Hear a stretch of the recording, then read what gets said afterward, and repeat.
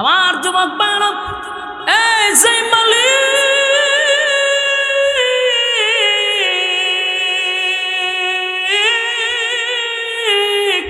দুনিয়া বানাইলো, যে মালিক দুনিয়া বানাইলো, দুনিয়া বানাইলো, সেই মালিক তার বন্ধুরই বলতেছে দুনিয়া কিছু না, দুনিয়া কিছু না।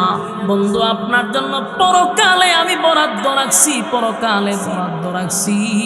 যুবক ভাইরা, যে আল্লাহ দুনিয়া বানাইলো সেই মালিকই বলতেছে দুনিয়া কিছু না, অথচ দুনিয়ার জন্য আমরা পাগল হয়ে গেলাম। আমার যুবক ভাইরা, দুনিয়ার জন্য ওয়াজ মাহফিলে বসা বাদ দিয়া দিলাম, দুনিয়ার জন্য রাস্তাঘাটে গল্প শুরু করে দিলাম, দুনিয়ার জন্য ব্যস্ততার অভাব নাই, মোবাইলে ব্যস্ত, টিভিতে ব্যস্ত, খেলাতে ব্যস্ত, IPL BPL এ ব্যস্ত, অথচ আল্লাহ বলেন দুনিয়া কিছুই না, পরকালে আপনার জন্য কোটি কোটি গুণ বেশি রাখছি। আল্লাহ বন্ধুরে কেমন খুশিটা করলো রে, বন্ধুরে 15 দিন বন্ধু কানলো, 15 দিন কানলো। আল্লাহ কয় বন্ধু কান্দানোর উসিলা আমার উদ্দেশ্য ছিল না, উদ্দেশ্য ছিল না। আমার বন্ধুর চোখের পানি আমি আল্লাহ যে বরদাস্ত করতে পারি না।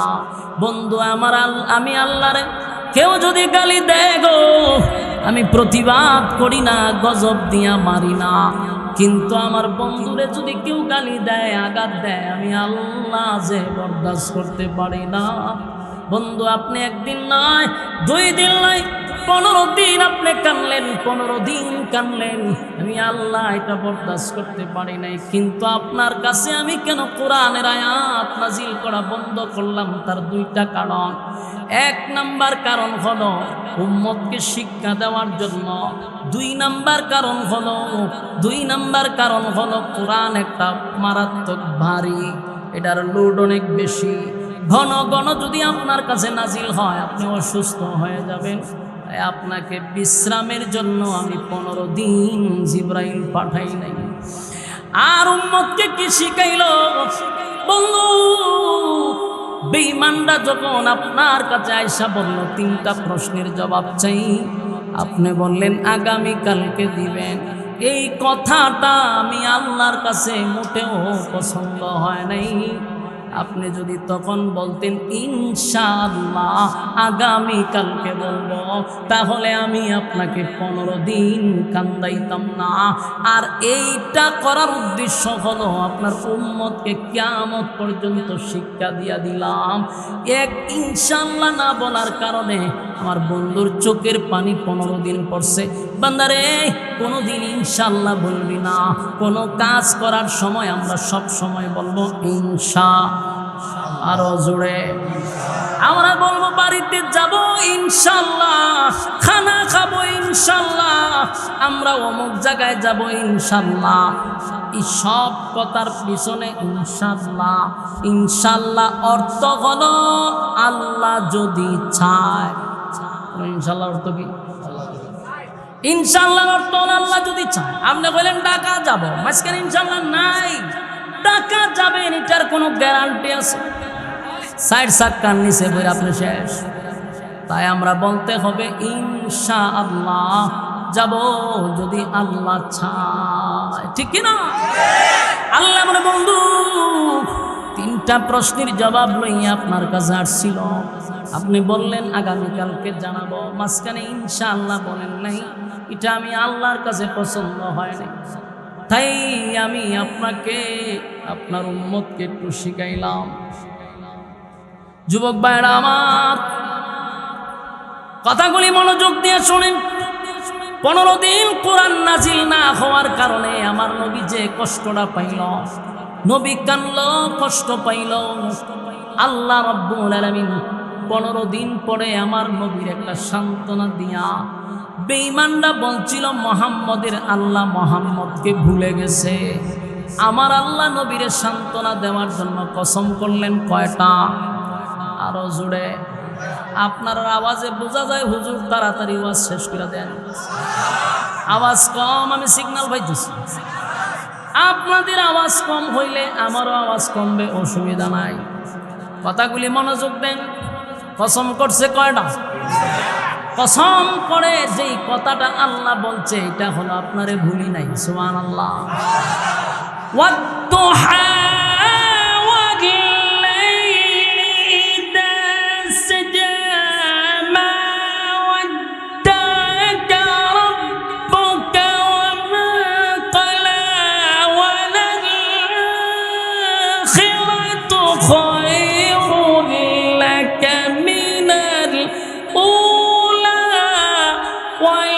سوف يعطيك ربك فترضى আল্লাহ কয় ওয়াদ-দুহা, আপনার চেহারা উজ্জ্বল চেহারা, সুন্দর সুন্দর চেহারার কসম। তার মানে আমার নবীর সুন্দর চেহারাটা নিয়েও আমার আল্লাহ কসম করছে। নবীর চুলগুলো সুন্দর ছিল, কালো চুল, আল্লাহ কয় আপনার কালো চুলের কসম। মা ওয়াদ্দাআকা রাব্বুকা ওয়া মা ক্বালা, আপনার রব আপনারে ভুলে নাই, ভুলে নাই, ভুলে নাই, ভুলতে পারে না। আর ওয়ালাল আখিরাতু খায়রুল লাকা মিনাল উলা, যে সম্মান আর মর্যাদা আপনাকে দিছি এর থেকে বেশি সম্মান আর মর্যাদা আপনার জন্য আমি পরকালে বরাদ্দ রাখছি। মদিনা মদিনা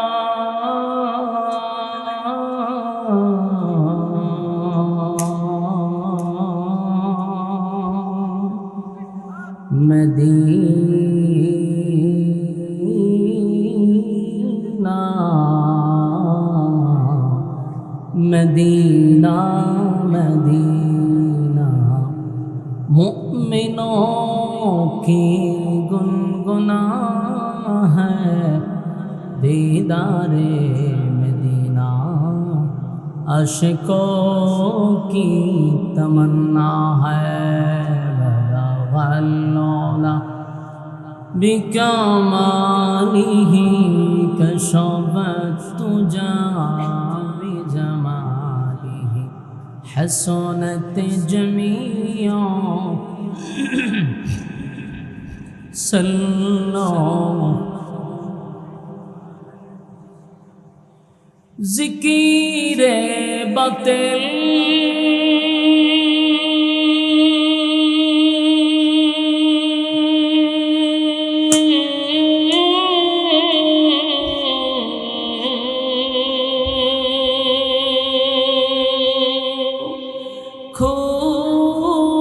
हटा दे दिल से रब जिक्र में तेरे लगा दे रोज शाबिला इलाहा इल्ला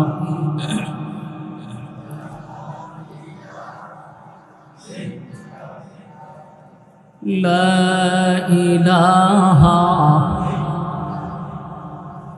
ला इलाहा इल्लल्लाह ला इलाहा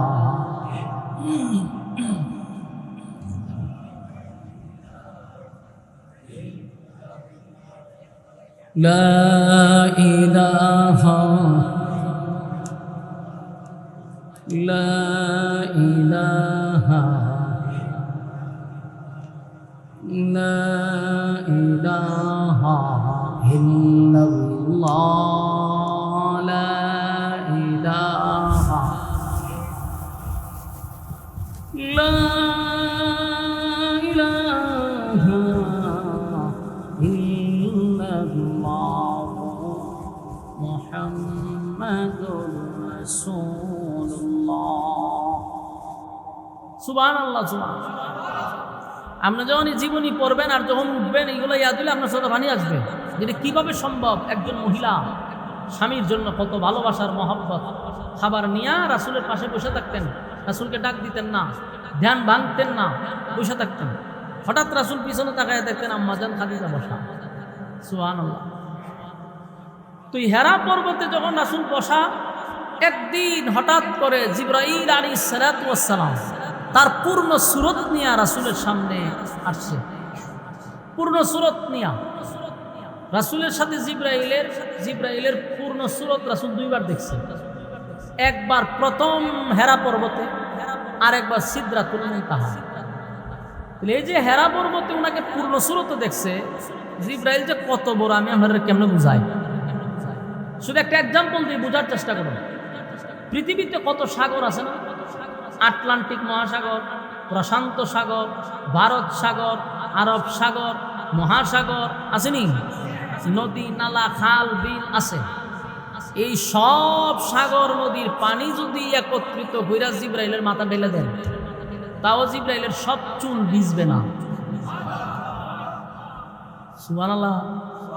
আরো জোরে চিন্তা করেন, যে আটলান্টিক মহাসাগর পাড়ি দিতে 7-8 ঘন্টা লাগে স্পিডে বিমানে, পানি কত গভীরে। প্রশান্ত সাগর আরো বড়। এই পানি জিবরাইলের মাথা দিলে সব চুল ভিজবে না, তাহলে মাথাটা কত বড়। সুবহানাল্লাহ। মাথা যদি এত বড় হয়, তার বডি কত বড়। সুবহানাল্লাহ। রাসূল বলেন, আমি যখন জিবরাইলকে প্রথম দেখছি, আমি দেখি ওনার মাথা, ওনার পাগুলি 7 তবক জমিনের নিচে, আর মাথাটা 7 আসমানের উপরে। সুবহানাল্লাহ। সারা পৃথিবী যেন ওনার দেহ দিয়া ভরপুর। এরকম জিবরাইল আইসা যখন রাসূলকে বললেন আপনি পড়ুন, রাসূল এই দৃশ্য দেখা, উনিও হঠাৎ এই দৃশ্য দেখা উনি ভয় পেয়ে গেছেন। ভয় পাওয়াটা তো স্বাভাবিক। রাসূলের ভিতরে কম্পন সৃষ্টি হয়েছে। উনি বলেন, আনা আবি কারীম, আমি পড়তে জানি না তো। ভাই আপনি পড়ুন, পড়ুন। রাসূল কয় আমি পড়তে জানি। জিবরাইল রাসূলকে এইভাবে চাপ দিলেন, 3 বার চাপ দিয়ে ছেড়ে দিছে। এবার কয় পড়ুন আপনি আপনার প্রভুর নামে। রাসূল একসাথে সূরা আলাকের 5 আয়াত শোনাই দিছে। সুবহানাল্লাহ। কোরআন নাজিল হয়ে গেল হেরা পর্বতে। কোরআন এমন একটি গ্রন্থ, এই গ্রন্থের এত লোড, এত ওজন, যে পাহাড়ের উপরে যদি আল্লাহ কোরআন নাজিল করত, পাহাড় তুলা হয়ে যেত। তুলা। এই কোরআনের এত পাওয়ার, এত লোড, ধূলিসাৎ হয়ে যেত। কোনো কিছু কোরআন গ্রহণ করে নাই, আল্লাহ রাসূলের উপরে কোরআন নাজিল করছে। রাসূল যখন আসছে পাহাড় থেকে লাইমা আম্মাজান খাদিজার কাছে, রাসূলের শরীরে প্রচন্ড জ্বর উঠছে, তাপ উঠে গেছে। রাসূল বললেন, খাদিজা আমাকে কোনো কিছু দিয়া জড়ায়া ধরো, কম্বল টম্বল থাকলে জড়ায় ধরো, আমি কাঁপতেছি শীতে, আমার প্রচন্ড শীত এবং শরীরে জ্বর। জড়ায়া ধরছে, রাসূল কাঁপতেছে। তখনই 2-4 দিন যখন এই অবস্থায় গেল, 2-4 দিন যখন রাসূলের শরীরে তাপ উঠে গেছে, রাসূল তো কম্বল দিয়া জড়ায়া শুয়ে রয়েছে, আর আম্মাজান খাদিজাকে বারবার বলতেছে যে আমি মনে হয় বেশি বাঁচতাম না, লক্ষণ খুব খারাপ, আমি যা দেখছি বাঁচার লক্ষণ নাই। আম্মাজান খাদিজা তো বুদ্ধিমতী, উনি অনেক বুঝাইছেন যে তা টেনশন করবেন না, আপনার কোনো ক্ষতি হবে না। এরই মধ্যে জিবরাইল আবার আসছে, কিন্তু পূর্ণ সূরত নিয়ে না, স্বাভাবিকভাবে উনি আসছেন। বেশিরভাগ উনি মানুষের সূরত নিয়ে আসতেন, বিভিন্ন সূরত নিয়ে আসতেন। রাসূলের সামনে আসছে, আয়েশা রাসূলকে বললেন যে আপনি এইভাবে ঘুমাই থাকলে তো চলবে না, আপনারা আল্লাহ একটা মিশন বাস্তবায়ন করার জন্য পাঠাইছে। শুয়া থাকলে কম্বল মুড়ি দিয়া চলবে না, কাজ আছে। আল্লাহ সূরা মুজাম্মিলে বলেন, ইয়া আইয়ুহাল মুজাম্মিল কুমিল লাইলা ইল্লা কালিলা নিসফাহু আও ইনকুস মিনহু কালিলা আও জিদ আলাইহি রাত্তিলিল কুরআনা তারতিলা। আল্লাহ সূরা মুজাম্মিল নাজিল করছে, রাসূলকে বলতেছে, ইয়া আইয়ুহাল মুজাম্মিল, কোরআনে আপনি যত জায়গায় রাসূলের নাম ধরে আল্লাহ কোথাও বলে নাই ইয়া মুহাম্মদ বলে আল্লাহ ডাক দিছেন। এ মুহাম্মদ এরকম ভাবে আল্লাহ ডাক দেয় নাই। রাসূলকে আল্লাহ সম্মান দিয়া উপাধি দিয়া ডাক দিছে। সুবহানাল্লাহ। ইয়া আইয়ুহাল মুজাম্মিল, তার মানে কমলিওয়ালা। উপরে কম্বল দিয়ে রাসূল যখন শুয়েছিল, আল্লাহ রাব্বুল আলামিন তখন বলেন ইয়া আইয়ুহাল মুজাম্মিল, হে কমলিওয়ালা, কুমিল লাইলা ইল্লা কালিলা নিসফাহু আও ইনকুস মিনহু কালিলা। আল্লাহ বলেন এ কমলিওয়ালা, কম্বলের নিচে শুয়ে থাকলে চলবে না। আপনার কাজ আছে। আমি আল্লাহ আপনাকে যেই কাজের জন্য পাঠাইছি, শুয়ে থাকলে সেই কাজটা করবে কে? কমলিওয়ালা বইলা ডাক দিছে বন্ধুরে, আল্লাহর নাম বইলা ডাক দিছে না। আল্লাহ বহু জায়গায় নবীরে উফাদি বইলা ডাক দেয়। যেমন আল্লাহর যদি ডাকার প্রয়োজন হয়, আল্লাহ ডাক দিছে ইয়াসিন বলে, ইয়াসিন নবীর উফাদি। ইয়া আইয়ুহাল মুদ্দাসসির নবীর উফাদি। তাহা নবীর উফাদি। ইয়া আইয়ুহাল মুজাম্মিল নবীর উফাদি। উফাদি বইলা ডাক দিল রে বন্ধু, কম্বল লইয়া যদি শুয়া থাকেন বলেন না বাকি কাজ কে করবে? দাঁড়িয়ে যান। কুমিল লাইলা ইল্লা কালিলা, রাতের একটা অংশে আপনি দাঁড়িয়ে যান, রবের জন্য আপনি দাঁড়ান। কিয়ামুল লাইল, রাতের কিয়াম বলতে তাহাজ্জুদের নামাজে দাঁড়ানোর জন্য আল্লাহ ইঙ্গিত করলেন। নিসফাহু আও ইনকুস মিনহু কালিলা। আল্লাহ বলেন রাতের 3 ভাগের 1 ভাগ অন্তত পক্ষে আমাকে দেন, আপনি দাঁড়ায়া যাবেন, তাহাজ্জুদের নামাজে দাঁড়িয়ে যান। এই তাহাজ্জুদের নামাজ ছাড়া কোনো ব্যক্তি আল্লাহর ওলি হতে পারে না। কথা ঠিক নেই। 5 ওয়াক্ত নামাজ পড়ে আপনি কোনোদিন আল্লাহর ওলি হতে পারবেন না, ওলি হতে পারবেন না। 5 ওয়াক্ত নামাজ পড়ে জাহান্নাম থেকে বাঁচতে পারবেন, 5 ওয়াক্ত নামাজ পড়ে জান্নাতে যেতে পারবেন, 5 ওয়াক্ত নামাজ পড়ে আল্লাহর হুকুম আহকাম মানতে পারলেন। কিন্তু শুধু 5 ওয়াক্ত নামাজ দিয়ে তো আল্লাহর ওলি হওয়া যায় না রে। আল্লাহর ওলি হইতে গেলে ওভার টাইম লাগবে, ঠিক না? শুধু 5 ওয়াক্ত নামাজ পড়ে জাহান্নাম থেকে বেঁচে যাবেন, জান্নাতের ভিতরে ঢুকবেন। কিন্তু আল্লাহর ওলি যারা হয় তারা কিন্তু গভীর রাত্রে আল্লাহর সঙ্গে একটা সুসম্পর্ক তৈরি করে। এই জন্য তাহাজ্জুদের নামাজ ছাড়া কেউ আল্লাহর ওলি হতে পারে না। যদি আল্লাহর ওলি হতে চাও তাহলে তাহাজ্জুদের নামাজে দাঁড়ায়া যাও, আল্লাহর সঙ্গে গভীরভাবে ওভারটাইম করে আল্লাহর সঙ্গে সুসম্পর্ক করো। ওলি মানে আল্লাহর বন্ধু, বন্ধু হইতে গেলে বন্ধুর সঙ্গে আলাদা কথা বলতে হবে, কথা হয় না। 5 ওয়াক্ত নামাজ তো সবার জন্য ফরজ ফরজ ফরজ, এটা তো এমনি করতে হবে। এটা আল্লাহ আপনারে বলছে করো, করতেইব। কিন্তু তাহাজ্জুদ পড়ো বাধ্যতামূলক না। তাহলে তাহাজ্জুদ কেন পড়ে? এটা আল্লাহর সঙ্গে তার গভীর সম্পর্ক করার জন্য। আর যুবক ভাইরা, এলোমেলো ভাবে কথাগুলি শুনবেন না, দিলের কান লাগায়া শুনেন। প্রতিদিন রাস্তাঘাটে আড্ডা মারেন, গল্প করেন, একদিন না হয় আড্ডা মারলেন না, গল্প করলেন না, হতিব একটা দিন অন্তত পক্ষে শয়তানকে হারাইয়া আপনি জিতে যান। যদি প্রতিদিন শয়তানকে আপনি জিতায়া দেন তাহলে আপনার মতো সম্ভব তার কেউ নাই, নাফরমান কেউ নাই। শয়তানকে হারাইয়া দেন, মোনাজাত পর্যন্ত বসে থাকেন, লইলেন না। বিরক্ত লাগতেছে? আমার যুবক বায়না, আল্লাহ বলেন ইয়া আইয়ুহাল মুযাম্মিল কুমিল লাইলা ইল্লা কালিলা, বন্ধু কমলিওয়ালা দাঁড়ায়া যান, রাতের একটা অংশে আপনি আমার জন্য দাঁড়ায়া যান। তাহাজ্জুদের নামাজে দাঁড়ায়া গেলেন, আল্লাহ বলেন তাহাজ্জুদের নামাজে দাঁড়াইয়া ওয়ারাতিলিল কুরআন তারতিলা, আপনি তারতিলের সাথে তেলাওয়াত করেন। এখানে আল্লাহ কিন্তু বন্ধুরে বলছে তারতিলের সাথে কোরআন তেলাওয়াত করেন। তার মানে কোরআন তেলাওয়াত সবাই করি, তারতিলের সাথে যদি কোরআন তেলাওয়াত না হয় সেই তেলাওয়াত আল্লাহর কাছে গ্রহণযোগ্য না। অনেক মুরব্বী আছে 60 বছর 70 বছর ধরে নামাজ পড়তেছে, তেলাওয়াত করে। অনেক মহিলারা কয় হুজুর খতম দেই আমরা রমজানে 4 বছর, কিন্তু তেলাওয়াত শুনলে মনে হয় মাথা ভাড়াইয়া যেতাম না।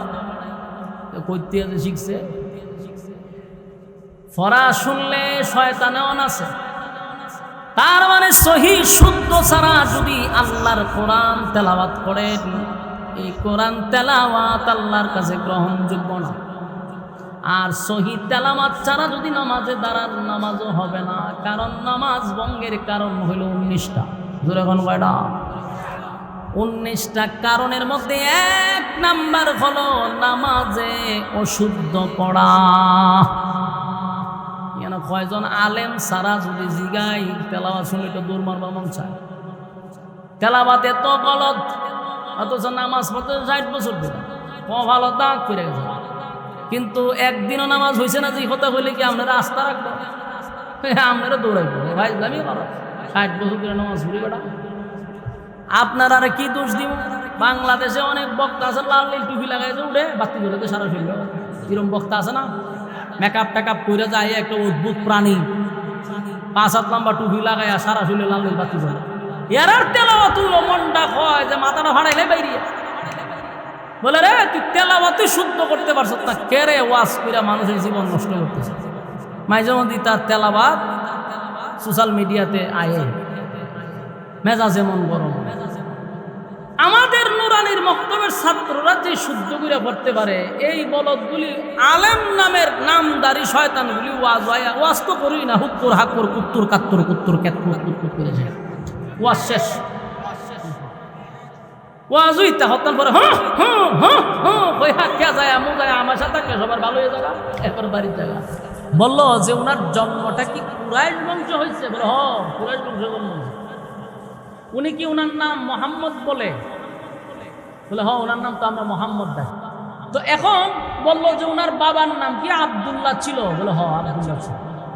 মার নাম কি আমেনা? বলে একে একে যখন ফাদরিরাই বলা শুরু করছে, মক্কার মানুষ ঘটনা কি তারে আমরা কইবার আগে দিয়ে হেবাটা খাওয়া শুরু করছে। ঘটনাটা কি? মদিনার সমস্ত আলেমরা বললো আপনাদের কথা সব আমরা বুঝতে পারছি, আমরা আর মক্কায় যাওয়ার দরকার নেই, এত দূর যাওয়ার দরকার নাই। আমরা আপনাদেরকে 3টা প্রশ্ন বলে দিব, এই 3টা প্রশ্ন ওনাকে গিয়া করবেন। 3 প্রশ্নের জবাব দিতে পারে, বুঝবেন উনি আল্লাহর পাঠানো একজন পয়গম্বর, এতে কোনো সন্দেহ। সুবহানাল্লাহ। কে বলছে? ইহুদিরা বলছে, পাদ্রীরা। এখন বললো এই 3 প্রশ্ন লইয়া যাও, যদি উত্তর দিতে পারে তাহলে বুঝবা উনি সঠিক, উনি আল্লাহর পাঠানো পয়গম্বর। কারণ এই প্রশ্নের জবাব পৃথিবীর কেউ দিতে পারবে না, যার কাছে আসমানি এলেম আছে সে দিতে পারবে। রাসূলের ধারণা ছিল, চিন্তা ছিল সকালে বিকালে জিবরাইল আসে, আমি 3 প্রশ্ন লইয়া যাবো, এরা জবাব দিলাম। কিন্তু এদিন সারাদিন আর জিবরাইল আসে না। পরের দিন বিকাল পর্যন্ত জিবরাইল আসে না। এই লোকগুলো আইসা এখন আমাদের 3 প্রশ্নের জবাব দাও করছেনি মজিবত। কারণ রাসূল তো চিন্তা করছে জিবরাইল আসলে বইলা দিব, রাসূল তো নিজের থেকে কোনো কথা বলে না। জিবরাইল বল, আবারও রাসূল বলছে ঠিক আছে আজকে না আগামীকালকে দিব, কিন্তু এদিনও জিবরাইল আসেনি। পরের দিন তারা আসছে, রাসূল বলল আজকে না আগামীকালকে বলবেন, আগামীকালকে জিবরাইল আসেনি। একে একে 1 সপ্তাহ হয়ে গেছে, জিবরাইল আর আসে না। 3 প্রশ্নের জবাব রাসূল দিতে পারল না। আচ্ছা কোন চাই আপনার এই গ্রামের নাম কি? ধরেন না বেরতলা, বেরতলার মসজিদের ইমামের কাছে যদি একজন মুসল্লিকে হুজুর একটা ফতোয়া লই ইসলাম পঞ্চায়েত এটা কিতাব, ইমাম সাহেব যদি আচ্ছা ঠিক আছে আমি কালকে জানাবো মুতালা করে লই, আপনি হবেন যে হুজুরে তোর কিতাব দিককে আমরা জানাই। পরের দিন গিয়ে যদি ইমাম সাহেবের এখন হুজুর ফতোয়াটা বলে না আজকে পারতাম না আগামী কাল খাইয়েন, পরের দিন গেলেন ইমাম সাহেব যদি বলে আজকেও না কাল খাইয়েন, আপনার মেজাজ গরম হইব নি? আপনি মেজাজ গরম হয়ে কী করবেন? আস্তে কইরা মসজিদ থেকে বাইরে আইসা শ্বাসটলো বইবেন, বই এক কাপ চা খাইবেন আর বইবেন আমরা মসজিদের ইমাম সাহেবরা রাখছে হুদুদি দূর দূর দূর কোনো খামেরই না, ঠিক নেই হুদি রাখছে। টিফিন বাড়িতে গরম ভাত পাঠায় বেড়া খায়, খামের খাম না একটা ফোন তো 3 দিন গেলাম বেড়া উত্তরই দিতে পারলাম ইমাম সব বিদা করা। এই দেখেন দোকান ফাটে গ্রামে গঞ্জে বেড়া শুরু করেছে ইমামের বিরুদ্ধে। বাস্তব না বাস্তব? আল্লাহর হাবিব 1 সপ্তাহ পর্যন্ত শুধু একটা কথাই বলছে, আগামীকাল আগামীকাল, আজকে পারবো না। মক্কার বেঈমানদের মেজাজ গরম হয়ে গেছে। 1 সপ্তাহ ধরে আব্দুল্লাহর পুত্র মুহাম্মদের কাছে 3টা প্রশ্ন লইয়া আসলাম রে, প্রশ্নের জবাব দিতে পারলো না। তার মানে সে কোনদিন নবী হতে পারে না, নাউজুবিল্লাহ। সে নবী না, 3 প্রশ্নের জবাব দিতে পারলো না, বোঝা গেল উনি পয়গম্বর না। দোকান পাটে বাজারে ঘাটে সব জায়গায়, শহরে বন্দরে সব জায়গায় আমার নবীর বিরুদ্ধে সমালোচনা শুরু করছে, চতুর্দিকে সমালোচনা শুরু করছে। তোমরা জানো নি আমরা 3টা প্রশ্ন লইয়া মুহাম্মদের কাছে গেছিলাম, পারলো না, 3টা প্রশ্নের জবাব দিতে পারলো না। সে নিজের রাসূল দাবি করে, নবী দাবি করে, আজকের পর থেকে তার কোনো কথা তোমরা মানবা না। এমনভাবে নবীরে অপপ্রচার করতে লাগলো, চতুর্দিক দিয়ে নবীর বিরুদ্ধে আলোচনা সমালোচনা শুরু হয়ে গেছে। আল্লাহর নবীও আশ্চর্য হয়ে গেল, আজকে 1 সপ্তাহ ধরে জিবরাইল কেন আসে না? সকালে আসে, বিকালে আসে, সন্ধ্যায় আসে, আজকে 1 সপ্তাহ ধরে কেন রে জিবরাইল আসে না? নবী চিন্তায় পড়ে গেল, আল্লাহর নবীর মন ভেঙে গেছে। চতুর্দিক দিয়ে নবীর বিরোধিতা শুরু হয়ে গেছে গো। নবীর আপনজনগুলো নবীর বিরোধিতা শুরু করে দিল। আল্লাহর নবী আরো যায়, আরো যায়, আরো যায়। 15 দিন হয়ে গেল, এখনো জিবরাইল আসে না, এখনো জিবরাইল আসে না। আল্লাহর হাবিব চিন্তায় পড়ে গেল। অন্যদিকে মক্কার মানুষেরা নবীর সমানে সমালোচনা করতে লাগলো। এর মধ্যে যারা বেশি সমালোচনা করছে এরা হলো নবীর আপনজন, নবীর আপন চাচা আবু লাহাব আর আবু লাহাবের বউ। এই উম্মে জামিল, এই মহিলা আল্লাহর নবীর সামনে দাঁড়াইয়া বলে, ও মুহাম্মদ, তোমার কাছে যে একটা শয়তান আসতো, এখন আর আয় না। নাউজুবিল্লাহ। এই মহিলা কত খারাপ চিন্তা করছে, এই জন্য এই মহিলার নামে আয়াত নাযিল হয়েছে। আল্লাহর নবীর কাটা গায়ে লবণ দিয়া দিল, নবীর কলিজায় দারুণ একটা ব্যথা লাগলো। হায় রে, 15 দিন ধরে জিবরাইল আসে না। নবীর চোখের পানি পড়তেছিল মুক্তার দানার মতো। আবার আপন চাচি আইসা কেমনে রে আমারে বলে আমার কাছে শয়তান আসতো, এখন আর আসে না। এখানেই শেষ নয়। এই উম্মে জামিল রাসূলের সামনে দাঁড়াইয়া বলল, এ মুহাম্মদ শুনো, তোমার আল্লাহ তোমারে ভুলে গেছে। তোমার আল্লাহ তোমারে ভুলে গেছে, আর কোনোদিন তোমারে স্মরণ করবে না। নবীজি একা একা চোখের পানি ছেড়ে কান্দে, আর বারবার আসমানের দিকে তাকায় থাকে, কোন সময় জিবরাইল আসবে রে? জিবরাইল কেন আসে না? মানুষ আমারে গালমন্দ করে। কানতে কানতে একটা পর্যায়ে মানুষ বলা বলি করতে লাগলো, আপনার রব আপনারে ভুলে গেছে, আপনার রব আপনারে ভুলে গেছে। নবীও কান্দে আর বলে, মালিক, চতুর্দিক দিয়া মানুষ আমারে বলে আপনি নাকি আমারে ভুলে গেছেন, আপনি নাকি আমারে ভুলে গেছেন। আল্লাহ কেন ভুলে গেলেন? কি করলাম? কেন আমারে আপনি এইভাবে ভুলে গেছেন? আবার যুবক ভাইরা, নবীর কান্না দেখে আল্লাহ রাব্বুল আলামিন জিবরাইলকে পাঠাইলেন। 15 দিন পরে জিবরাইল আসছে জমিনে। কতদিন পরে? 15 দিন পরে জিবরাইল আসছে। আল্লাহর নবীর মনটা বেজার, বেশি খুশি না জিবরাইলের প্রতি, নবী একটু বেজার। প্রথম আসার পরে আল্লাহর নবী বলেন, জিবরাইল রে আইলি, আজকে আসলি কেন, 15 দিন আসলি না? তাকায়া দেখ, মক্কার অলিতে গলিতে আমার বিরোধিতা শুরু হয়ে গেছে। কত গালমন্দ করছে রে, আমার আপন চাচি আমার বিরুদ্ধে গালি দেয়, আমার মক্কার আমার গোষ্ঠীর মানুষের আমারে গালি দেয়। কেন আইলি না?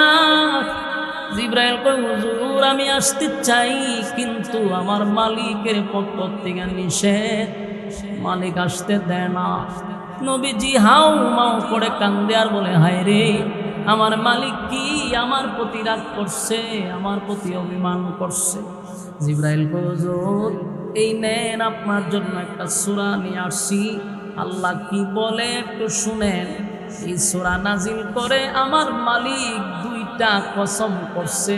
সূরা দুহা নাজিল করে নবীরে সান্ত্বনা দেওয়ার জন্য, সান্ত্বনা দেওয়ার জন্য। 15 দিন নবীর চোখের পানি পড়ল। আজকে জিবরাইলকে পাঠাই আল্লাহ বলেন বন্ধুরে সান্ত্বনা দেওয়ার জন্য সূরাটা নাজিল করলাম। সূরা নাজিল করিয়া 2টা কসম করছে সূরার শুরুতে। আল্লাহ তখন বলেন, ওয়াদ-দুহা ওয়াল-লাইলি ইযা সাজা। আল্লাহ বলেন ওয়াদ-দুহা, দিনের আলোর কসম, দিনের আলোর কসম। যেই সময় সূর্যটা খুব সুন্দরভাবে ঝলমল করে ওঠে, যেই সময়টায় আমরা একটা নামাজ পড়ি, এটারে কই আমরা তাসবিহের নামাজ। এই সময়টা, এই যে সময়টা, এটা 12টার একেবারে আগ মুহূর্তে। এই সময়টাতে যেই রুদ্রটা উঠে, ওই রুদ্রটাকে উদ্দেশ্য করে আল্লাহ বলেন ওয়াদ-দুহা, আল্লাহ বলেন দিনের আলোর কসম, ওয়াল-লাইলি ইযা সাজা, রাতের অন্ধকারের কসম। যুবক মুরব্বী বাবারা, তেলের কান লাগায় কথাগুলি শুনি, আপনারা এদিক সেদিক মনোযোগ দিবেন না, লম্বা সময় দিব না, কিন্তু লড়াচড়া করলে আলোচনার মজা পাবেন না। এখন আয়াতে ঢুকছি, সূরাতে ঢুকছি, আপনারা একটু মনোযোগ দিয়া কথাগুলি শ্রবণ করেন। আল্লাহ সূরার শুরুতে 2টা কসম করছে, ওয়াদ-দুহা ওয়াল-লাইলি ইযা সাজা, দিনের কসম, রাতের কসম।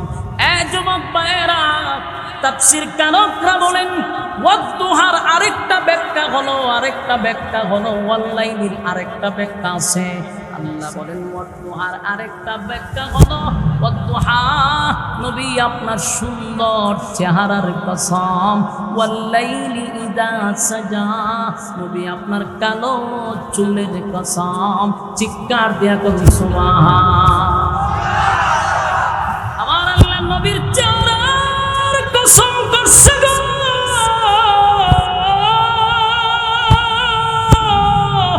আমার নবীর চেহারার কসম করলো রে, আমার নবীর কালো চুলের কসম করছে আল্লাহ, আমার নবীর চুলের কসম করছে আল্লাহ, আমার নবীর সুন্দর চেহারার কসম করছে আল্লাহ।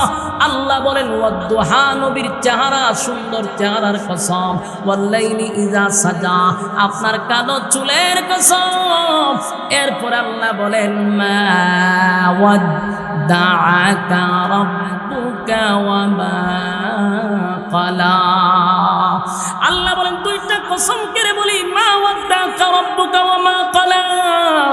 বন্ধু আপনার রব আপনারে ভুলে নাই, ভুলে নাই, ভুলে নাই। আপনাকে কি ভুলা যায় বন্ধু? 2টা কসম করে বললাম, আপনারে আমি ভুলি নাই বন্ধু, আপনারে আগের মতোই ভালোবাসি। কেন গো বন্ধু আপনারে আমি ভুলে যাব? এতদিন ভুলি নাই, এখন কেন আপনাকে ভুলে যাব? আল্লাহ বলেন মা ওয়াদ্দাআকা রাব্বুকা ওয়া মা ক্বালা। আপনার রব আপনাকে ভুলে নাই, ভুলে নাই, আপনার রব আপনাকে বলে নাই। দুইটা কসম কেড়ে আমার নবীরে আমার আল্লাহ সান্ত্বনা দিলেন, বন্ধু আপনারে আমি ভুলি নাই। এরপর আল্লাহ বলেন ওয়ালাল আখিরাতু খায়রুল লাকা মিনাল উলা, নিশ্চয় আপনাকে বর্তমান থেকে পরবর্তীতে আপনার জন্য আরো আমি বেশি রাখছি। আপনার সম্মান মর্যাদা এখন যা বাড়াইছি এর থেকে বেশি আপনার জন্য পরবর্তী সময়ে আমি আপনার জন্য বরাদ্দ রাখছি। মানা লাগে বাড়ি দেওয়া হবে। ওয়ালাল আখিরাতু খায়রুল লাকা মিনাল উলা, দুনিয়া কিছুই নয় গো, দুনিয়া কিছুই নয় বন্ধু, আপনি দুনিয়ায় যা দিছি এটা কিছুই না। ওয়ালাল আখিরাতু খায়রুল লাকা মিনাল উলা, বন্ধুরে বন্ধু বলে দুনিয়া কিছুই না। আপনাকে দুনিয়ায় যে সম্মান আর মর্যাদা দিছি বন্ধু এটা কিছুই না, আপনার জন্য কোটি কোটি গুণ বেশি আমি পরকালে বরাদ্দ রাখছি। আমার যুবক ভাইরা, এই যে মালিক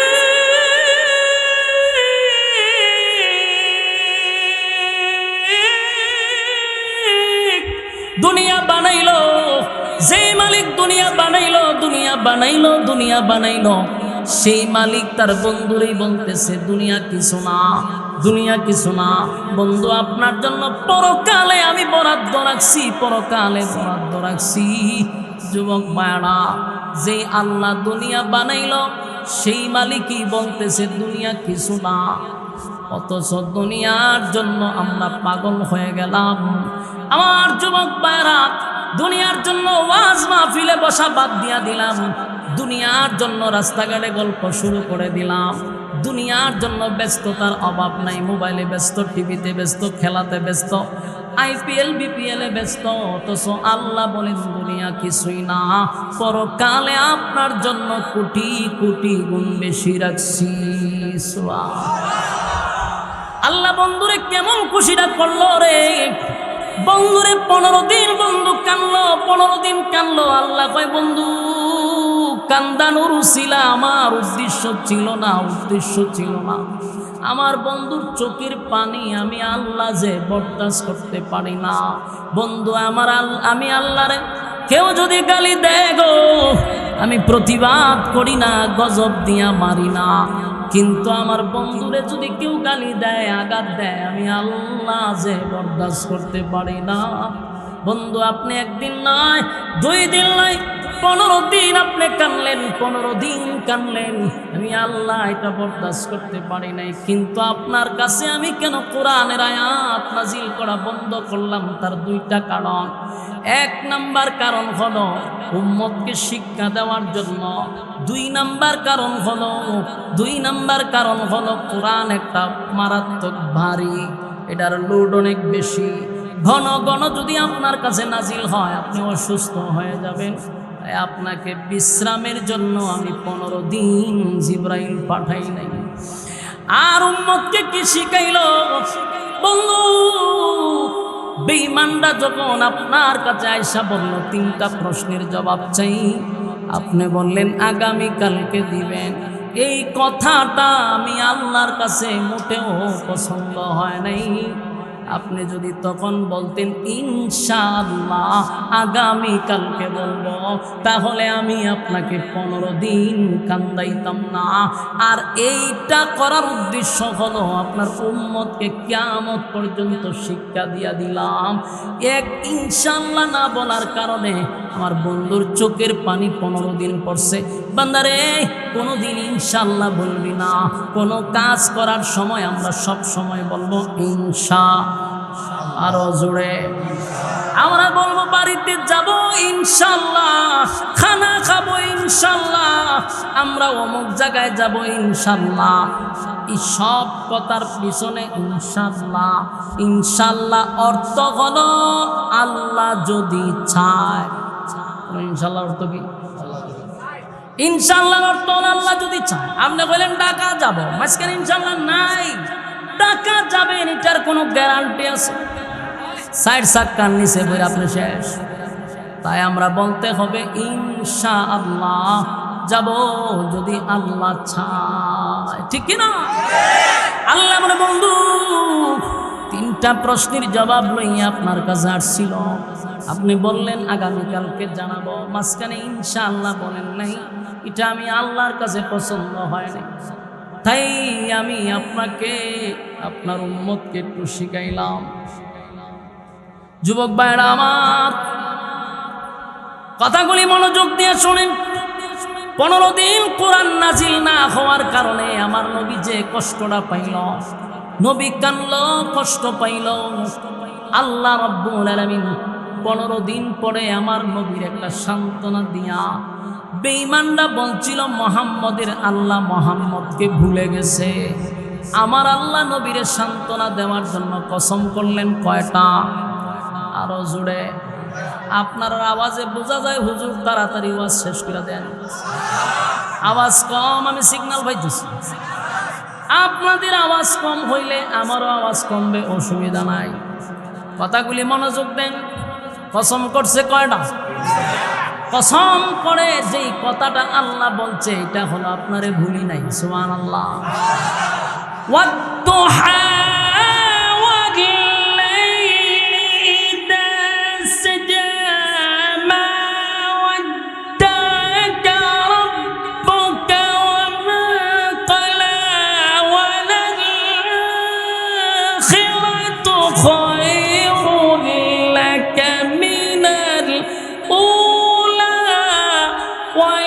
سوف يعطيك ربك فترضى। আল্লাহ কয় ওয়াদ-দুহা, আপনার চেহারা উজ্জ্বল চেহারা, সুন্দর সুন্দর চেহারার কসম। তার মানে আমার নবীর সুন্দর চেহারাটা নিয়েও আমার আল্লাহ কসম করছে। নবীর চুলগুলো সুন্দর ছিল, কালো চুল। আল্লাহ কয় আপনার কালো চুলের কসম। মা ওয়াদ্দাআকা রাব্বুকা ওয়া মা ক্বালা, আপনার রব আপনারে ভুলে নাই, ভুলে নাই, ভুলে নাই, ভুলতে পারে না। ওয়ালাল আখিরাতু খায়রুল লাকা মিনাল উলা, যে সম্মান আর মর্যাদা আপনাকে দিছি, এর থেকে বেশি সম্মান আর মর্যাদা আপনার জন্য আমি পরকালে বরাদ্দ রাখছি।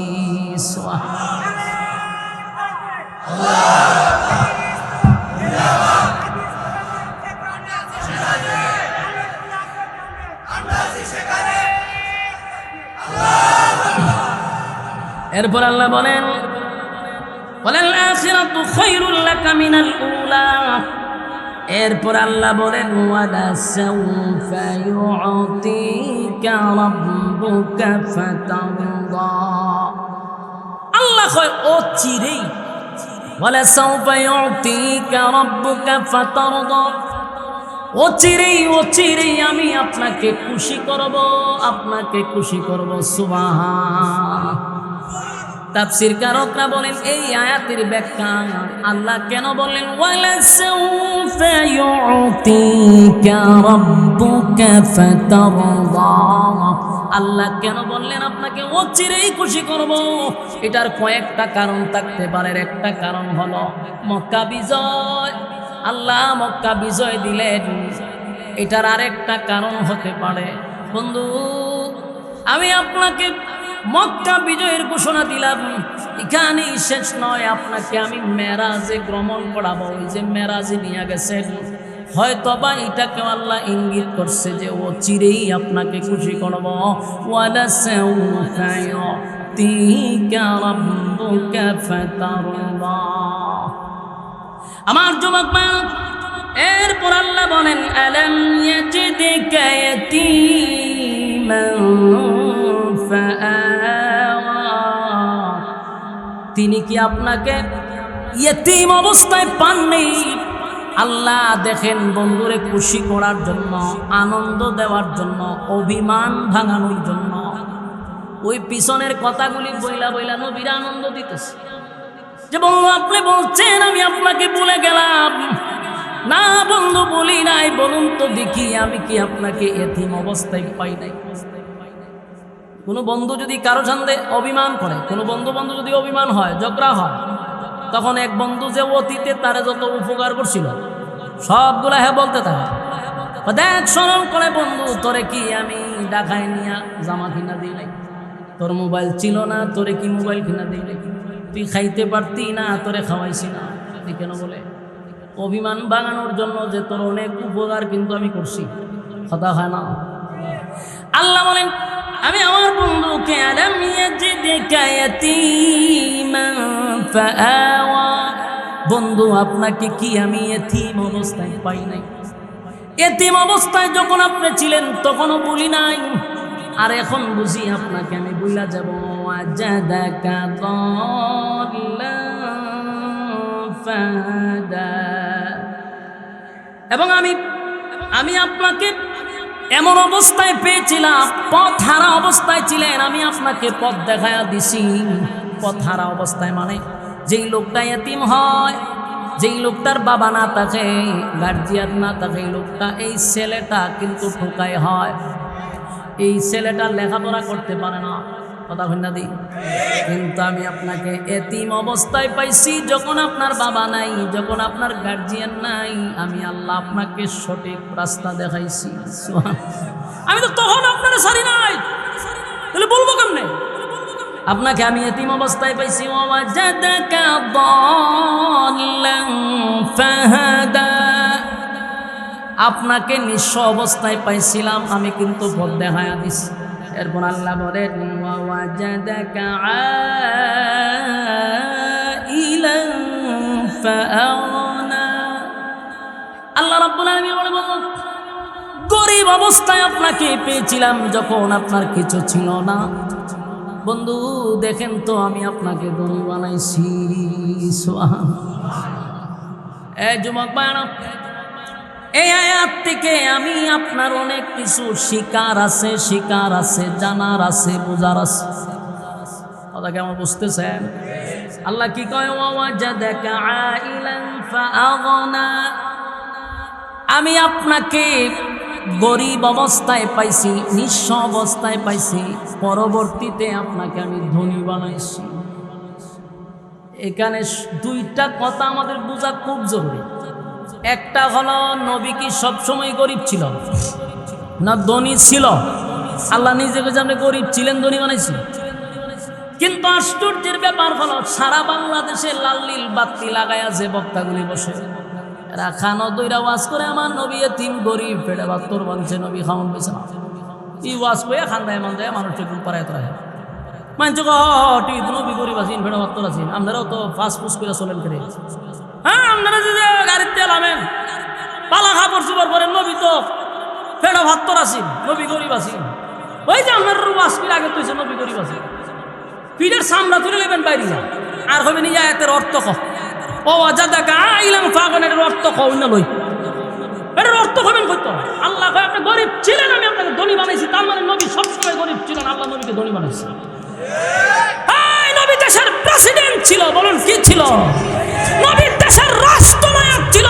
বেদাতির বাচ্চাগুলা এই ওয়াজ মাহফিলে পড়ে না, বন্ডগুলি সেই ওয়াজ কেন করে না? আমার নবী দেশের রাষ্ট্রনায়ক ছিল, এই কথাগুলি প্রত্যেকটা উম্মতের কান পর্যন্ত পৌঁছায়া দেওয়া। এই ওয়াজ না করার কারণে আজকে মানুষ আমাদেরকে মৌলবাদ বলতে বাধ্য হয়। যারা মৌলবাদ বলে তাদের জানা দরকার রাজনীতি আমরা শিখছি রাসূলুল্লাহর কাছ থেকে। আমরা পাল্টা প্রশ্ন করব, তোমরা রাজনীতি কোথা থেকে শিখছো? আমরা রাজনীতি হয়েছে রাজনীতি চূড়া। আমার নবী দেশের রাষ্ট্রনায়ক ছিল, প্রেসিডেন্ট নবী ছিল। হযরত আবু বকর দেশের প্রেসিডেন্ট ছিল, উমর দেশের প্রেসিডেন্ট ছিল, উসমান দেশের প্রেসিডেন্ট ছিল, আলী দেশের প্রেসিডেন্ট ছিল, একের পর এক সাহাবায়ে কেরাম দেশের প্রেসিডেন্ট ছিল। আমরা হয় রাজনীতি পাইছি মেজাজ খাসা কঞ্চি দিয়ে বাইরিবার মন চায়, খাসা সিংলা দিয়ে বাইরিবার মন চায়। নবী সরাসরি রাজনীতি করছে, দেশের রাষ্ট্রনায়ক ছিল, দেশ পরিচালনা করছে। এই কথাগুলি যে বলে এর তো দোষ নাই, এদের প্রতি আমার রাগও নাই। রাগ হইল লাল লিলি বাতি, ওই যে টিকলি মাকলি লাগাই ওঠে, মেকআপ টোকাপ লাগাই চিন্তা করে ওয়াজের নামে কুকু কাকু করে যে এই মাথা ফাতলার দলগুলি নবীর ইতিহাস জানে না, কিচ্ছু না। হেরে বিষয় দিছে সূরা ইখলাস, আল্লাহর সম্মান মর্যাদা নিয়ে আলোচনা করেন। হে কয় কুল হুয়াল্লাহু আহাদ, কুল নবী আপনি বলুন, নবী সিনচুন নি কারা খালে অত সাদিয়ার কাছে তো দুধ পান করছেন, আমেনার পুত্র আব্দুল্লাহর সন্তান হইয়া এই ইতিহাস কইতে কইতে শেষ পরে লাস্টে কই আমার তো সময় নাই, আমি তাফসীরটা করতে পারছি আহাদও গেছে না, কুল হয়ে গেছে কেন এই হয়ে ওয়াজ শেষ, আইসা তাফসীর করতে খাঁচা খঞ্চি থাকলে ফাতফাত ফাতফাত ফাতফাত করে বেরিয়ে। এই ওয়াজ যদি প্রত্যেকটা জায়গায় হইতো তাহলে আমাদেরকে মৌলবাদ বলতো। হুজুররা যদি এমপি পদে দাঁড়ায়, আরে হুজুর তাকবাইন মসজিদ, তাকবাইন মাদ্রাসা, গরম বাদ দিব না, টিফিন মেরা বাদ দিব, আপনি রাজনীতি করুন কেন? এর জানা নাই যে রাজনীতি আমার রাসূল করছে। হ্যাঁ জানে না নবী দেশের প্রেসিডেন্ট ছিল, কারণ হ্যাঁ আর জীবন শুনছেন নবীর ভেড়া হাত করেছে ওয়াজ খাওয়াই গেছে। তো আপনার দেশে একটু বাদল সাবজুর আছি, আচ্ছা ওনার আমি দোয়া করি, কারণ লোকটা এত বেশি ফেতনা লাগাইছেন, এক ধারাবাহিক ওয়াজ করছে, গিচ্ছা কাহিনী কইছে, কোরআন হাদিস নাই, কিন্তু এখন লাল নীল বাতিরা যে কাহিনী করে এরকম ফেতনা লাগাইছে না, কিন্তু উনিও করে গেছে হেডা হাত করে শেষ। কিন্তু শেষের যে আয়াত আপনাকে ধনী বানিয়ে এই ওয়াজ আর করলো না, এটি আমার দুঃখ। আচ্ছা বলুন, দেশের প্রেসিডেন্ট ছিল, আজকে যদি নবী থাকতো তাহলে স্বর্ণের গাড়ি চালাইতো, স্বর্ণ দিয়া। আচ্ছা কোন তো দেখি আপনি আমার হিসাবে যদি আমরা গরু দেলাই, লাউ দেলাই, ছাগল দেলাই, ফিরের বক্ত ইয়া নবী যদি এই যুগে থাকতো উম্মতেরা কি করতো? সুবহানাল্লাহ সুবহানাল্লাহ, স্বর্ণ দিয়ে গাড়ি বানায় দিত, স্বর্ণ দিয়ে বিমান বানায় দিত। ওই যুগে তো কথা বলতেছি না, এই যুগে এখন কেউ গাড়ি নিয়ে চললে হয় গাড়ি নয়, হ্যাঁ রে খাঁচা গঞ্জিতে আধা ঘন্টা বেরিয়ে বলে এই যুগে শুধু নবী থাকতো পৃথিবীর সবচেয়ে বিমান হেলিকপ্টার নবী চালাইত। ইসলাম দ্বারা একেবারে নিচে গরিবের কারখানা, এটারে মানুষের কাছে একটা হেউ প্রতিপন্ন করছে, কিন্তু মাদ্রাসাতেই ফরাইতে দেয় না। হলিল্লা খাইব এটা মরবো আর গিয়া জানাজা করবো, ইডিলে না মাদ্রাসাতে। আলহামদুলিল্লাহ এখন কিছু হুজুররা স্মার্ট হওয়ার কারণে, হুজুররা আস্তে আস্তে আপডেট হওয়ার কারণে উন্নত মানের মাদ্রাসা করতেছে এবং পড়ালেখার মান বাড়াইছে। মোটামুটি এখন জেনারেল অনেক শিক্ষিতরা মাদ্রাসামুখী হচ্ছে। কারণ একটা সময় যে গরিবের ওয়াজ করতে করতে হে লিল্লাহ সদ্গা জাকাতের মধ্যে হুজুরা রেখে দিছে। আমার তো দিলে মনটা কয় মাঝে মধ্যে সব আলেমদের একটা বাড়ি একটা গাড়ি থাকা দরকার। আপনারা আলেমদেরকে মসজিদ পর্যন্ত ঢুকাইয়া রাখছেন, মসজিদকে বাড়ি করতে দেন না, 5,000 6,000 টাকা বেতন দিয়ে ইমাম আটকায় রাখছেন। আর আলাফুল্লে বোঝা যায় ইমাম সাহেবরে যে কি পরিমাণ বেতন দিতেছে, বড় বড় কথা, 10 টাকা বেতন দিয়ে হেও দাঁড়ি না। প্রত্যেকটা আলেমরা শান শৌকতে থাকা দরকার। তাহলে এটা আলেমদের শান সম্মানিত। শুধু বলুন নবী কি খালি ফরবি ছিল না নবী ধনী ছিল? এই বছর আল্লাহ বলেন ওয়াজাদাকা আইলান ফাআগনা, আমি আপনাকে নিঃস্ব থেকে ধনী বানাইছি। খাদিজার মাধ্যমে ব্যবসা বাণিজ্য করে আপনি ধনাঢ্য হয়েছেন। খাদিজার কোটি কোটি কোটি টাকার সম্পদ আমার নবীর পায়ের নিচে রেখে দিচ্ছে। কোটি কোটি টাকার সম্পদ তখনকার যুগে নবীরে সব দিয়া দিছে খাদিজা, আপনি ইসলামের জন্য ব্যয় করেন। আমার যুবক ভাইরা, এই কথাগুলি যদি এখন আমরা বলি তাহলে অনেকের কাছে নতুন নতুন মনে হয়, কারণ এই ওয়াজ তো পাবলিকরে শোনায় না। পাবলিকের কাছে ওয়াজ হইল খালি ফির আর ফকিরের ওয়াজ। ওয়াজটা ঢুকবে খালি মুর্শিদের ওয়াজ। কেরে রে তোর তো ফিরের ওয়াজ করার লাগবো, কেরে রে কথা কয় না। মাল যদি বালা হয় উন্নতি মানছে কিনা, যেটার বিজ্ঞাপন বেশি এটা 2 নম্বর মাল, এটা মার্কেটে বিক্রি হয় না, এটা হুড়ায়। তোর ফিরের অত ফটর ফটর কত ফির কিতা ফির না ধরলে কি আমার জাহান্নামে যেতে হবে? ফির ধরা কি ফরজ নাকি? ফির শব্দ এটা ফার্সি শব্দ, এটার মূল অর্থ হলো উস্তাদ। উস্তাদের কাছে হইল শিখা, উস্তাদের কাছে যাবো আমি শিখবার জন্য। এতে উস্তাদের দ্বারা যা ফির নামক এক ফিরের কাছে মুড়ি দিছে, এটার কাছে গেলে হালি লাউ আর গুরুর মেলা। হ্যাঁ কে রে এটা পাইছেন কো? গুরু মা বাপ রে খাওয়ান, নিজে আপন মা বাপরে গুরু খাওয়ান, আল্লাহর কসম মা বাপের দোয়া ডাইরেক্ট কবুল, ফিরের দোয়া কবুল, একটা এত পাইতেন না আপনি। মা বাপ যদি আপনার জন্য দোয়া করে, কোনো পর্দা নাই, ডাইরেক্ট কবুল। আল্লাহর ওলি যত বড় হোক, ফিরের দোয়া কবুল হইতে পারে না হইতে পারে, কোনো গ্যারান্টি নেই। আর যারা 100% গ্যারান্টি, মা বাপরে বছর 1 কেজি পুস্তক খাওয়ায়, চিন্তা করছে? এটা সম্পূর্ণ দায়ভার হলে এই বন্ড ফিরদের। এরা যদি সন্তানদেরকে ওয়াজ নসিহত করতে বলে, রে বাবা আমার কাছে গুরু দিস না, তোর মা বাপরে খাওয়া, তুই মা বাপের খেদমত কর, তাহলে আমি আপনার ওয়াজ কইরা যেই পরিমাণ আপনাদেরকে বুঝাইলাম বলে এর চেয়ে বেশি ফায়দা হইতো ফিররা যদি ওয়াজ করতো। ওয়াজ করবো কইতে সূরা ফাতিহা পড়তে পারে না, যে ফিরে গেছে মরি যে সূরা ফাতিহা পড়তে পারে না, এ কি আর ওয়াজ করবো? আজকে সমাজ ধ্বংস হয়েছে এই সমস্ত ভণ্ডদের কারণে। মা বাপের খেদমত নাই, পর্দা তো নাই, ওই ভিড়ের ভাওয়াটি ভেবে দিয়ে কে জীবনে পর্দার ওয়াজ করবো? কথা না দিক এত পর্দার ওয়াজ করতো না, কারণ হের ভাওটি বল। ওই যে আপনারা একটা বক্তার নাম হচ্ছে মন্নান জিহাদি, এক সময়ের বেদাতীদের টপ লেভেলের গুরুটা করছিল। এই ভণ্ড মাজার পূজারি, সে এক সময় খুব, এর নাম দেখ গাজী মন্নান জিহাদি, মানে ফিডা মিডা খাইয়া ফিডাইয়া দাঁত পাত বাঙ্গালিছে, আমার ফিডা খাইয়া আমার নাম গাজী। হেডার একটা ভিডিও ফুটেজ দেখছি, এক ঘরের ভিতরে বয়া মহিলার ভাউটি যে হ্যাবিটেন্ট রাত শোনাইতেছে, এ বলে ফিট, এ বলে বেদাতীদের অথন্ত প্রহরী, টাইটেল দেয় সুন্নিয়তের অথন্ত প্রহরী। জুতাদা মার খাবালো শয়তানের বাচ্চা, এর হাতে বিটেন্টে সময় খাওয়াই ধরে, বিশ্বাস না করলে ছবি জায়গা ফুটেজ আছে আমার কাছে, প্রমাণ সহ কথা বলতেছি। বলুন আপনি এই মন্নান জিহাদি বন্ড কোনদিন পর্দার ব্যাপারে ওয়াজ করব? এর কোন ওয়াজ পর্দার ওয়াজ আছে? করতো না, বেটি ভাবতো না। আমার যুবক ভাইরা এই কথাগুলি অনেকের কাছে তীরের মতো আঘাত লাগতে পারে, হ্যাঁ কিছু করার নাই। আমি যেই জায়গার জন্ম নিছি, আমার থেকে বেশি অভিজ্ঞ কোনো আলেমও নেই, মানে এই লাইনে এদের ব্যাপারে গবেষণা আমার চেয়ে বেশি করছে। আমি একটা মেন জায়গাতে আমার জন্ম। সম্মানিত শুধু আমি যদি এরার মতো খালি একটু এদিক সেদিক করতাম, তা আমার প্রতিটা প্রোগ্রাম থাকতো হেলিকপ্টারে। যদি খালি এরার লাইনে দুইটা টান মাখান, টান আমি কম পারি না। এরা যে গানও টান দেয়, তা আমি টান দিলে 3 জনে শীত করে ফেলাই দিল। তা আমি যদি এরার লাইনে থাকতাম, হেলিকপ্টারে প্রতিদিন প্রোগ্রাম থাকতো। কথা বুঝতেছেন? কিন্তু শিরিক আর বেদাত করে বলুন জান্নাত পাওয়া সম্ভব? নবীর হাউজে কাউসারের পানি পান করা সম্ভব? এই জন্য আপনারা প্রতিজ্ঞা করেন, আমরা কোনোদিন শিরিক করব না, বেদাত করব না।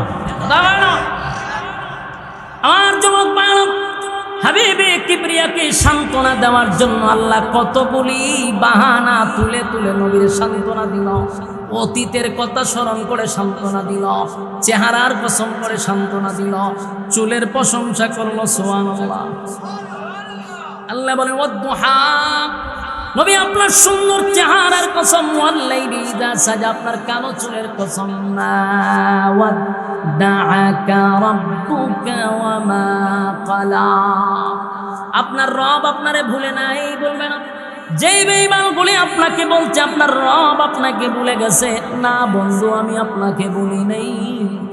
ওয়ালা সাউফা ইউতিকা রাব্বুকা ফাতারদা, ও চিরেই আপনাকে খুশি করব। আমার যুবক ভাইরা, অতীতেই খুশি করব, অতি শীঘ্রই আপনাকে খুশি করব। এর বার্তা হলো মেরাজের রজনীতে 7 আসমান টপকাইয়া আরশে আজিমে নিয়া বন্ধুরে পাশে বসাইয়া আমার আল্লাহ তার বন্ধুরে মন মতো দেখছে। জান্নাত জাহান্নাম ভ্রমণ করাইছে, আমার বন্ধুরে খুশি করার জন্য 7 আসমান টপকাইয়া আনছি। এটা আমার বন্ধুরে খুশি করলাম। তাহলে এই সূরা থেকে কি শিখলাম, কি বুঝলাম? 1 নাম্বার মেসেজ পাইলাম, কোনো কাজ করতে গেলে ইনশাআল্লাহ ভোলা যাবে না। কথা বলো। আর মুসিবতে পড়লে পরে ধৈর্য ধারণ করতে হবে। আর একটা বিষয় বুঝলাম, ইসলামের মধ্যে শুধু ভিখারি আর ফকিরি নাই, ধনী আছে।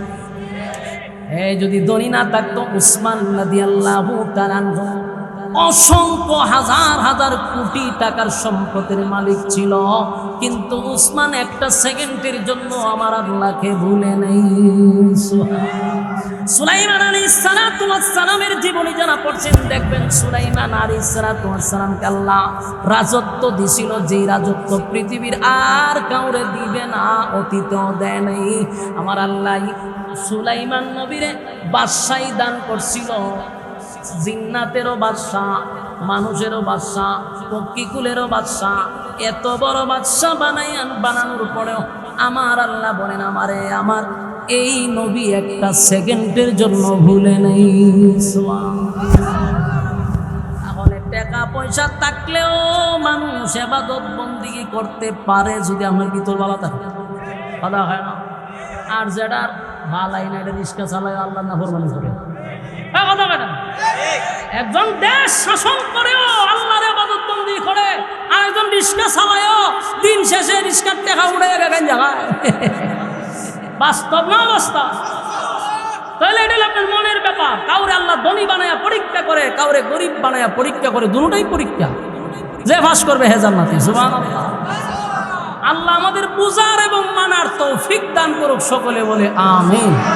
সবাই দুরূদ শরীফ পড়েন, আল্লাহুম্মা সাল্লি আলা মুহাম্মাদিন ওয়া আলা আলি মুহাম্মাদ কামা সাল্লাইতা আলা ইব্রাহিম ওয়া আলা আলি ইব্রাহিম ইন্নাকা হামিদুম মাজিদ। আমরা বিশেষ করে এই সত্যের সন্ধানে ইসলামী যুব সংগঠনের উদ্যোগে যে মাহফিলটা হয়েছে, আমরা তাদের জন্য দোয়া করব।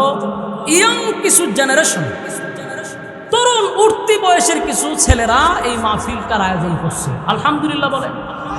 যেটা আপনারা মুরব্বীদের করা দরকার, এটা এখন যুবকরা করতেছে। এতে আপনারা খুশি না বেজা? এই দেখছেন ইডি কইছে মোনাজাত করে যাইব, মোনাজাতের আগে দেখেন উড়াউড়ি শুরু করেছে। এখন কেরা যায় এখন চাই, ফোন লাগে না চাই চাইয়েন না, তাই 5 মিনিটের লেগে মুনাফিক বাড়ি যেতেছে। এখন আমি যেটা বলতেছি, সত্যের সন্ধানে যে যুবকরা, ইয়ংরা এই যে একটা আয়োজন করছে, এতে আপনারা খুশি না বেজা? এদেরকে আপনারা উৎসাহিত করবেন, আগামী দিনে ইসলামের কাজ করার জন্য আপনারা তাদেরকে উৎসাহিত করবেন, যেন আরো সামনে আগাইতে পারে। একেবারেই অল্প বয়সের পোলাপানগুলো মিলে এই মাহফিলটা আপনাদেরকে উপহার দিচ্ছে। এখানে উলামায়ে কেরামদেরকে এনে দিনের কথা আপনাদেরকে শুনাইছে। চাইলে তো তারা কনসার্টও করতে পারত, কিন্তু কোরআন হাদিসের আয়োজন করছে। এই জন্য আমরা তাদের জন্য দোয়া করব। আল্লাহ তাআলা এই সংগঠনটাকে কিয়ামত পর্যন্ত কবুল করে দেন। প্রবাসীদের জন্য দোয়া চাইছি, অনেক প্রবাসীরা এখানে জড়িত। আমরা প্রবাসী ভাইদের জন্য দোয়া করি, আল্লাহ তাআলা আমার প্রবাসী ভাইদেরকেও যেন খামায় রোজগারে বরকত দান করে। আমি